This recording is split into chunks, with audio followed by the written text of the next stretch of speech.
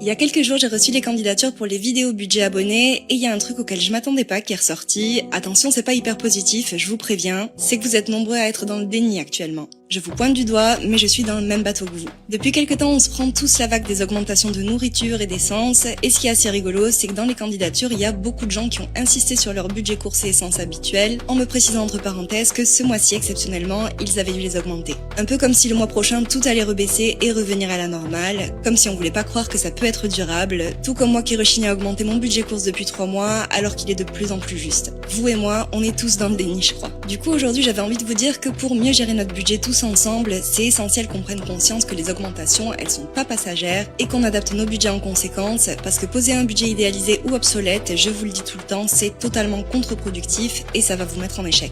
Dans le contexte économique actuel, donner une place prioritaire aux besoins primaires, c'est essentiel, même si je vous l'accorde, c'est pas drôle et c'est pas ce qu'on voudrait, mais plus que jamais, c'est nécessaire de savoir où va notre argent pour faire au mieux avec ce qu'on a. Et d'ailleurs, plus on aura tous une conscience chiffrée de l'impact de l'inflation sur notre vie, et plus on sera prêt à lutter ensemble pour retrouver un monde où on peut faire autre chose qu'étouffer. Alors s'il vous plaît, n'attendez plus et gérez votre budget. Je vous fais des bisous.